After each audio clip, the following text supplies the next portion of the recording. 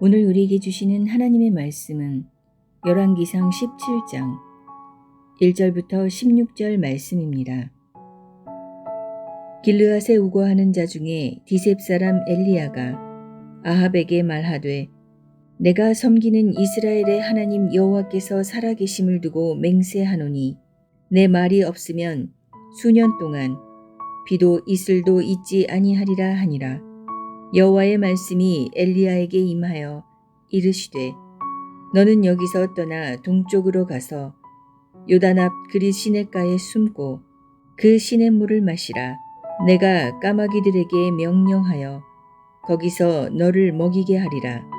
그가 여호와의 말씀과 같이 하여 곧 가서 요단 앞 그릿 시냇가에 머물매 까마귀들이 아침에도 떡과 고기를 저녁에도 떡과 고기를 가져왔고 그가 시냇물을 마셨으나 땅에 비가 내리지 아니하므로 얼마 후에 그 시내가 마르니라. 여호와의 말씀이 엘리야에게 임하여 이르시되 너는 일어나 시돈에 속한 사르밧으로 가서 거기 머물라. 내가 그곳 과부에게 명령하여 내게 음식을 주게 하였느니라. 그가 일어나 사르밧으로 가서 성문에 이를 때에 한 과부가 그곳에서 나뭇가지를 줍는지라. 이에 불러 이르되 청하건대 그릇에 물을 조금 가져다가 내가 마시게 하라. 그가 가지러 갈 때에 엘리야가 그를 불러 이르되 청하건대 내 손에 떡 한 조각을 내게로 가져오라. 그가 이르되 당신의 하나님 여호와께서 살아계심을 두고 맹세하노니 나는 떡이 없고 다만 통에 가루 한 웅큼과 병에 기름 조금뿐이라. 내가 나뭇가지 둘을 주워다가 나와 내 아들을 위하여 음식을 만들어 먹고 그 후에는 죽으리라. 엘리야가 그에게 이르되 두려워하지 말고 가서 내 말대로 하려니와 먼저 그것으로 나를 위하여 작은 떡 한 개를 만들어 내게로 가져오고 그 후에 너와 내 아들을 위하여 만들라. 이스라엘의 하나님 여호와의 말씀이 나 여호와가 비를 지면에 내리는 날까지 그 통의 가루가 떨어지지 아니하고 그 병의 기름이 없어지지 아니하리라 하셨느니라. 그가 가서 엘리야의 말대로 하였더니 그와 엘리야와 그의 식구가 여러 날 먹었으나 여호와께서 엘리야를 통하여 하신 말씀같이 통의 가루가 떨어지지 아니하고 병의 기름이 없어지지 아니하니라.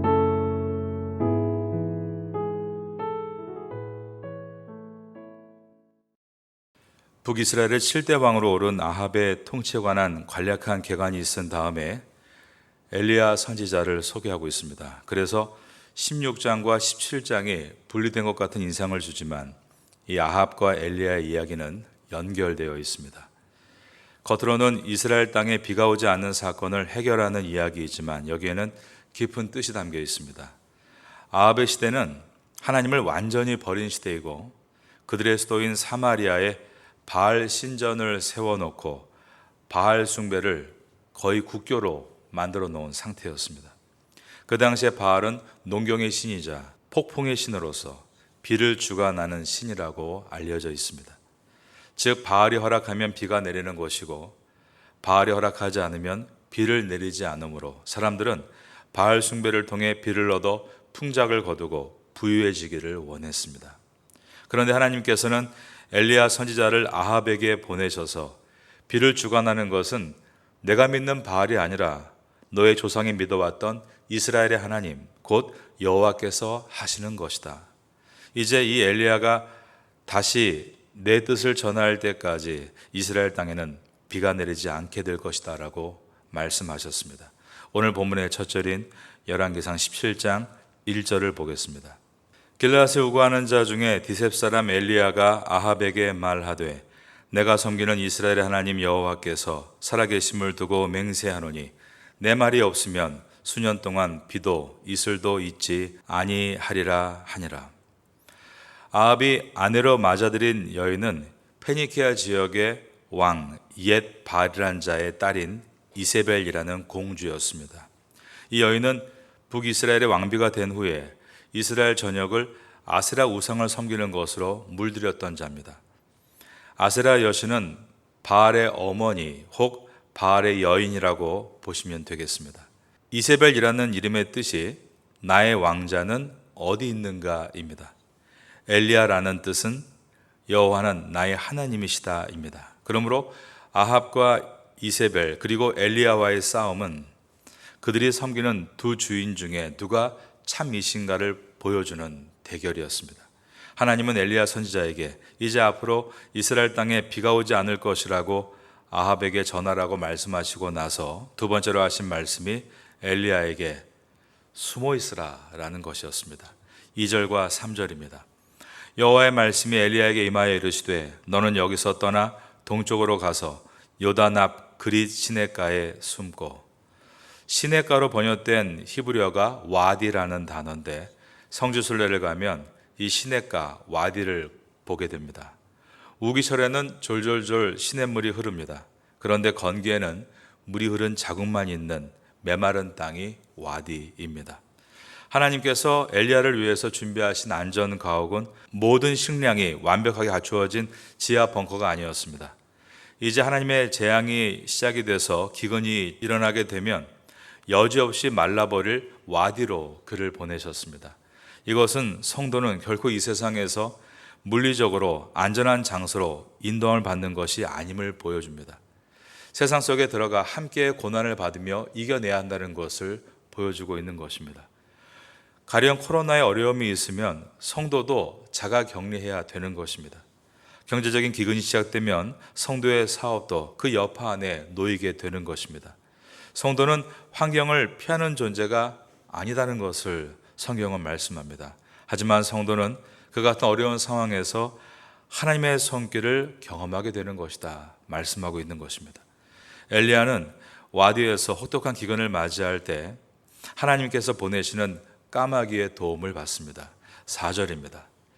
그 시냇물을 마시라. 내가 까마귀들에게 명령하여 거기서 너를 먹이게 하리라. 까마귀는 구약의 율법에서 보면 부정한 새로 규정된 동물입니다. 까마귀는 죽은 동물의 사체를 부리로 뜯어먹고 사는 짐승으로서 이 먹는 것에 있어서 남에게 양보라는 것이 없는 야박한 새입니다. 그런데 그 새의 입을 통해서 하나님께서 엘리야의 먹을 음식을 옮기셨다는 것은 하나님의 놀라운 기적을 통해 엘리야를 위로해 주신 것입니다.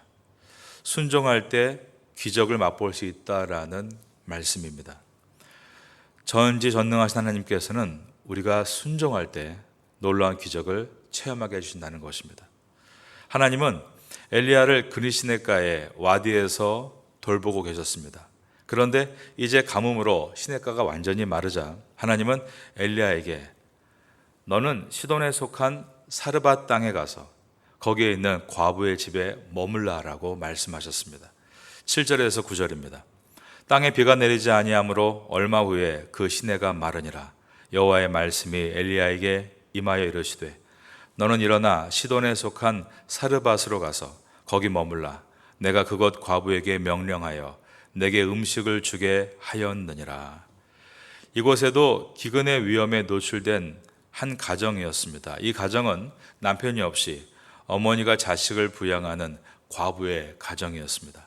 하나님은 엘리야 선지자에게 내가 이 과부에게 명령해서 음식을 내게 주도록 이미 말씀했다라고 하셨습니다. 9절 하반절에 내가 그곳 과부에게 명령하여 내게 음식을 주게 하였느니라 라고 되어 있는 것입니다. 이것을 볼 때 이 사르밧 과부는 어떠한 경로에서였는지 하나님에 대해서 알고 있는 사람이었고 하나님을 진심으로 자신의 주인으로 모셨는지는 확인할 수 없지만 분명히 하나님을 만나는 과정에 있던 여인으로 보여집니다. 엘리야는 하나님의 명령에 순종해서 사르밧 땅에 있는 이 과부를 찾아가서 내가 마실 수 있도록 그릇에 물을 조금 가져다 주십시오 라고 요청합니다. 10절입니다.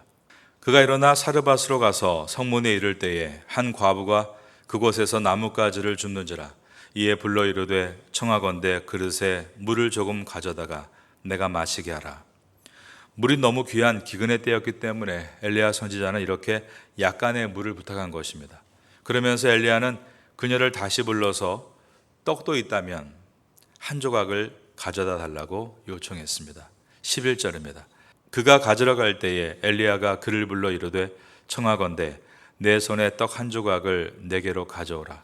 그러자 그녀는 하나님의 이름을 걸고 맹세하기를 자신에게는 먹을 떡이 하나도 없고 현재 통에 곡식 가루 한 움큼과 병에 기름이 조금 남아있는데 이것으로 마지막 음식을 해먹고 자식과 함께 죽으려고 나뭇가지를 줍고 있었다라고 말을 한 것입니다. 12절입니다. 그가 이르되 당신 하나님 여호와께서 살아계심을 두고 맹세하노니 나는 떡이 없고 다만 통에 가루 한 움큼과 병에 기름 조금뿐이라.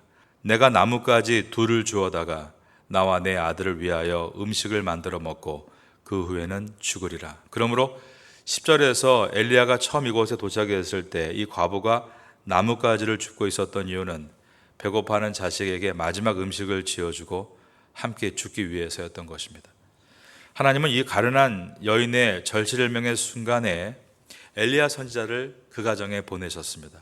그리고 선지자를 통해 그녀를 위로하신 것입니다. 13절입니다. 엘리야가 그에게 이르되 두려워하지 말고 가서 내 말대로 하려니와 먼저 그것으로 나를 위하여 작은 떡 한 개를 만들어 내게로 가져오고 그 후에 너와 내 아들을 위하여 만들라. 선지자의 위로는 이것이었습니다. 마지막 곡식과 기름으로 작은 떡들을 만들어서 하나님의 사람과 가족들이 같이 먹게 하라고 한 것입니다. 엘리야 선지자가 이 말을 하면서 그녀를 담대하게 위로했던 이유는 이미 와디에서 불가능한 짐승인 까마귀의 부리를 통해 자신을 먹이시고 보호하신 하나님의 능력을 체험했기 때문입니다. 여러분, 우리가 남을 위로하는 것은 자신은 경험도 못한 일을 그냥 귀 동냥으로 들어서 말하는 것이 아닙니다. 내가 분명하게 경험한 그 작은 사건을 담대하고 진실된 말로 전할 때 위로가 되는 것입니다. 엘리야의 말을 듣자 이 여인은 그대로 순종했습니다. 하나님께서 언제 기적을 베푸는가를 다시 한번 보여줍니다. 그것은 하나님의 말씀과 명령에 순종할 때입니다. 많은 분들이 하나님께 드리는 예물에 대해서, 특별히 11조에 대해서 오늘 상황과 같다는 이유로 인해 두려워하고 드리지를 못합니다. 이것을 드리면 우리 가족이 굶어 죽을 것이다 라는 두려움입니다. 그럴 때 오늘 본문에서 주시는 하나님의 위로의 음성을 우리가 들을 수 있어야 됩니다. 엘리야가 그에게 이르되 두려워하지 말라. 내 말대로 하려니와 먼저 그것으로 나를 위하여 작은 떡 한 개를 만들어 내게로 가져오고 그 후에 너와 내 아들을 위하여 만들라. 11조는 10 중에 하나밖에 안 되는 작은 숫자지만 그 부담은 결코 작지 않습니다. 그런데 그 부담은 반대로 말하면 우리의 믿음의 값이라고 말할 수 있습니다. 믿음은 입으로 쉽게 뱉을 수 있는 단어지만 믿음의 행위는 오늘날도 많은 사람들이 주저하는 것처럼 결코 가벼운 무게가 아니라 버거운 무게인 것입니다. 가치가 있기 때문에 버거운 것이고 그렇기 때문에 믿음은 희생적인 것입니다. 그러므로 왜 하나님께서 그 당시에 이스라엘 땅에도 기근으로 굶주리는 사람들이 많았고 그 가운데 상대적으로 생활이 더 어려운 과부들이 많았음에도 불구하고 이방 땅인 페니키아 지역의 시돈 영토 안에 있는 이 사르밧 땅으로 엘리야를 보내신 것일까? 그 이유는 사르밧 과부의 믿음이 희생을 감당할 수 있는 믿음, 살아있는 믿음이었기 때문입니다. 이것은 제가 하는 말이 아니라 예수님께서 주신 평가입니다. 여러분께 누가복음 4장 25절 이하를 읽어드리겠습니다. 내가 참으로 너희에게 이르노니 엘리야 시대에 하늘이 3년 6개월간 닫히어 온 땅에 큰 흉년이 들었을 때에 이스라엘에 많은 과부가 있었으되 엘리야가 그중 한 사람에게도 보내심을 받지 않고 오직 시돈 땅에 있는 사렙다의 한 과부에게 뿐이었느니라. 여러분, 사르밧 과부와 같이 살아있는 믿음, 무게가 있는 믿음, 희생이 있는 믿음, 그 믿음을 소유할 때 하나님께서 기적을 베풀어 주시는 것입니다. 이 은혜를 잊지 않는 성도가 될 수 있기를 예수님의 이름으로 축원합니다. 사르밧 과부는 하나님의 선지자 엘리야가 말한 대로 순종했습니다. 그러자 정말 하나님의 선지자의 말과 같이 3년 6개월의 기근 동안 통의 곡식 가루가 떨어지지 않고 병의 기름이 마르지 않는 기적을 체험하게 된 것입니다. 15절과 16절입니다. 그가 가서 엘리야의 말대로 하였더니 그와 엘리야와 그의 식구가 여러 날 먹었으나 여호와께서 엘리야를 통하여 하신 말씀같이 통의 가루가 떨어지지 아니하고 병의 기름이 없어지지 아니하니라. 여러분의 가계부가 하나님 앞에 바르고 온전해질 때 기적이 일어날 수 있습니다. 여러분의 모든 경제 생활이 하나님 앞에 정직하고 바르게 설 때 하나님께서 놀라운 능력을 부어주시는 것입니다. 이런 은혜가 여러분께 일어날 수 있게 되기를 다시 한번 예수님의 이름으로 축원합니다. 아합은 나라의 살림을 크게 일으키겠다며 페니키아 나라의 공주와 정략 결혼을 했습니다. 그리고 그들이 섬기는 바알과 아세라 우상들을 마구 들여왔습니다. 그러나 비의 신, 폭우의 신, 추수와 풍요의 신이라 알려져 있는 바알과 아세라를 아무리 섬겨도 비가 한 방울도 내리지 않고 큰 기근에 빠지고 말았습니다. 그런데 여러분, 이세벨 공주가 살고 있던 땅이 어느 땅인지 아십니까? 바로 오늘 엘리야가 하고 있는 페니키아 지역의 시돈 영토 안에 있는 사르밧 땅이 그 이방 여인 이세벨 공주의 고향입니다. 이세벨이 섬기는 바알과 아세라는 이스라엘의 기근을 해결해 주지 못하나 전능하신 하나님은 우상의 도시인 사르밧 땅에서 가난하고 어렵게 살고 있는 과부 한 사람도 도우실 수 있는 사랑과 능력의 하나님이시다라는 것을 오늘 본문이 보여주고 있는 것입니다. 그 하나님이 바로 여러분의 하나님이십니다.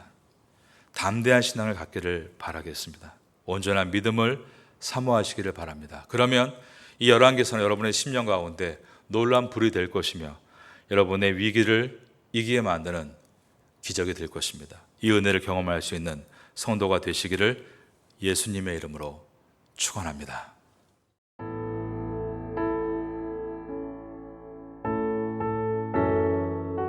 지금은 함께 기도하는 시간입니다. 5월의 공동 기도 제목은 첫째, 주일에 온 가족이 함께 예배드리는 믿음의 가정 되게 하소서. 둘째, 출퇴근 때마다 부부간에 부모 자녀 간의 축복의 언어가 오가게 하소서. 셋째, 소외되고 어려운 이웃들에게 주님의 따스한 위로가 임하게 하소서. 넷째, 5월 19일 레위인의 날, 26일 제9차 장애인 가족 초청 행사를 잘 준비하게 하소서. 말씀을 붙잡고 기도하는 귀한 시간 되시기를 소망합니다.